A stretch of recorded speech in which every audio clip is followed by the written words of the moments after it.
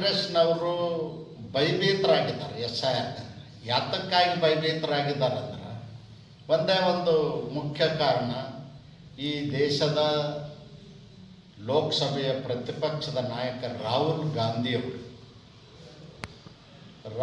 ಗಾಂಧಿಯವರು ಬೇರೆ ದೇಶದ ಪೌರತ್ವವನ್ನು ಪಡ್ಕೊಂಡಿದ್ದಾರೆ. ದ್ವಿಪೌರತ್ವ ಇರೋದರಿಂದ ಈ SIRನಲ್ಲಿ ಅವರು ಗುಟ್ಟು ರಟ್ಟಾಗ್ತದ, ಅವರ ಲೋಕಸಭೆ ಸ್ಥಾನಕ್ಕೂ ಕುತ್ತು ಬರ್ತದ.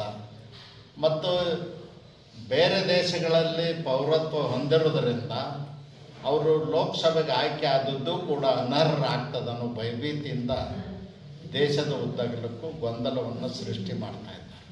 1994ರಿಂದಲೂ ರಾಹುಲ್ ಗಾಂಧಿಯವರು ಬ್ರಿಟಿಷ್ ಪೌರತ್ವವನ್ನು ಹೊಂದಿದ್ದಾರೆ. ಅದನ್ನು ಮುಚ್ಚಿಟ್ಟಿದ್ದಾರೆ. ಚುನಾವಣೆ ಆಯೋಗಕ್ಕೂ ಬಹಿರಂಗಪಡಿಸಿಲ್ಲ. ಅವರು ಚುನಾವಣೆ ಸ್ಪರ್ಧೆ ಮಾಡೋ ಕಾಲಕ್ಕೂ ಅಫಿಡವಿಟ್ನಲ್ಲಿ ತಿಳಿಸಿಲ್ಲ.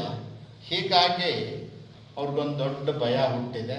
ಆ ಕಾರಣಕ್ಕಾಗಿ ಇದನ್ನು ವಿರೋಧ ಮಾಡ್ತಕ್ಕಂಥದ್ದು, ಗೊಂದಲ ಸೃಷ್ಟಿ ಮಾಡ್ತಕ್ಕಂಥದ್ದು ಮತ್ತು ಇನ್ನೊಂದು ಅಲ್ಪಸಂಖ್ಯಾತರಿಗೆ, ದೀನದಲಿತರಿಗೆ, ಬಡವರಿಗೆ ತಪ್ಪು ಸಂದೇಶ ಕೊಡ್ತಕ್ಕಂಥ ಕೆಲಸವನ್ನು ಮಾಡ್ತಾಯಿದ್ದಾರೆ. ನಾನು ಈ ಸಂದರ್ಭದಲ್ಲಿ ಹೇಳಲಿಕ್ಕೆ ಬಯಸ್ತೀನಿ, ಯಾವುದೇ ಬಡವರು, ಅಲ್ಪಸಂಖ್ಯಾತರು, SC ST ಜನಾಂಗದವರು ಅವರ ಮತದಾನ ಹಕ್ಕನ್ನು ಕಳ್ಕೊಳ್ಳೋದಿಲ್ಲ. ಯಾವುದೇ ತೊಂದರೆ ಅವ್ರಿಗೆ ಆಗೋದಿಲ್ಲ. ಈ ಭರವಸೆಯನ್ನು ನಾನು ಕೊಡಲಿಕ್ಕೆ ಬಯಸ್ತೇನೆ. ಮತ್ತು ಈ ಪ್ರಕ್ರಿಯೆಯಿಂದ ನಮ್ಮ ದ್ರೋಹಿಗಳ ದೇಶದಿಂದ ಬಂದು ಕೆಲವರಲ್ಲಿ ಅಕ್ರಮವಾಗಿ ವಲಸಿಗರಾಗಿ ನೆಲೆಸಿದ್ದಾರೆ.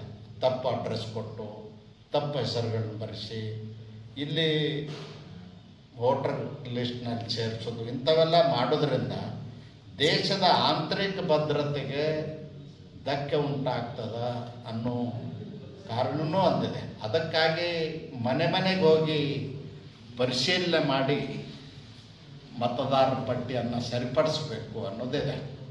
ಇವತ್ತು ಕಾಂಗ್ರೆಸ್ನವರು ಮಂದಿರಗಳಲ್ಲಿ, ಮಸೀದಿಗಳಲ್ಲಿ, ಮದರ್ಸಾಗಳಲ್ಲಿ, ಎಲ್ಲೆಲ್ಲದರಲ್ಲಿ, ಸಮುದಾಯ ಭವನಗಳಲ್ಲಿ ಇವತ್ತು ಪಟ್ಟಿ ಮಾಡ್ತಕ್ಕಂಥ ತಪ್ಪು ಉದ್ದೇಶ. ಮನೆಗೆ ಹೋಗ್ಬೇಕನ್ನೋ ಉದ್ದೇಶನೇ ಇದು ಇಷ್ಟೇ ಇದೆ. ಅವರು ಇಲ್ಲಿ ಅವ್ರು ಹೌದಾ ಅಲ್ಲ ಅನ್ನೋದು ಗೊತ್ತಾಗ್ತದ. ಮತ್ತು ಅವರು ಮನೆ ಅಡ್ರೆಸ್ ಮೇಲಿಂದ ಅಕ್ಕಪಕ್ಕದವ್ರಿಗೂ ಸಂಶಯ ಬಂದರೆ ಕೇಳಲಿಕ್ಕೆ ಅನುಕೂಲ ಆಗ್ತದೆ. ಆ ದೃಷ್ಟಿಯಿಂದ ಮನೆಗೆ ಹೋಗ್ಬೇಕನ್ನೋ ಉದ್ದೇಶ ಇದೆ. ಆದರೆ ಕಾಂಗ್ರೆಸ್ನವ್ರಿಗೆ ಪಾರದರ್ಶಕತೆ ಮೇಲೆ ಭರವಸೆನೇ ಇಲ್ಲ. ಪಾರದರ್ಶಕತೆ ಅವ್ರಿಗೆ ಬೇಡಾಗಿದೆ. ಚುನಾವಣೆಯಲ್ಲಿ ಗೋಲ್ಮಾಲ್ ಮಾಡೋದು, ಚುನಾವಣೆಯಲ್ಲಿ ಅಕ್ರಮ ಎಸಗಿ ಗೆದ್ದು ಬರೋದು, ಇಂಥವೆಲ್ಲ ಮಾಡಿ ಇಡೀ ಚುನಾವಣೆ ವ್ಯವಸ್ಥೆ ಮೇಲೇ ದೇಶದ ಜನರ ನಂಬಿಕೆ ಕಳ್ಕೊಳ್ಳೋ ರೀತಿಯಲ್ಲಿ ಕಾಂಗ್ರೆಸ್ನವರು ವರ್ತನೆಯನ್ನು ಮಾಡ್ತಾ ಇದ್ದಾರೆ. ಮತ್ತು ರಾಹುಲ್ ಗಾಂಧಿಯವ್ರ ಮನಸ್ಸಲ್ಲದ, ಅವರು ಈ ದೇಶದ ಪ್ರಧಾನಮಂತ್ರಿ ಆಗಲಿಲ್ಲ, ಕಾಂಗ್ರೆಸ್ ಅಧಿಕಾರಕ್ಕೆ ಬರಲಿಲ್ಲ, 12 ವರ್ಷದಿಂದ ಇಡೀ ದೇಶದಲ್ಲಿ ಎಲ್ಲ ರಾಜ್ಯಗಳಲ್ಲೂ ಸುಣ್ಣಾದದ್ದರಿಂದ ಅವರು ಈ ದೇಶದ ಯುವಕರಿಗೆ, ಅಲ್ಪಸಂಖ್ಯಾತರಿಗೆ, ದೀನದಲಿತರಿಗೆ, ಬಡವರಿಗೆ ದಾರಿ ತಪ್ಪಿಸಿ ದಂಗೆ ಏಳುವಂಥ ಪರಿಸ್ಥಿತಿ ನಿರ್ಮಾಣ ಮಾಡಲಿಕ್ಕೆ ಹತಾಶರಾಗಿ ಪ್ರಯತ್ನವನ್ನು ಮಾಡ್ತಾ ಇದ್ದಾರೆ. ಇದು ದೇಶಕ್ಕೆ ಅಪಾಯಕಾರಿ ನಡವಳಿಕೆ.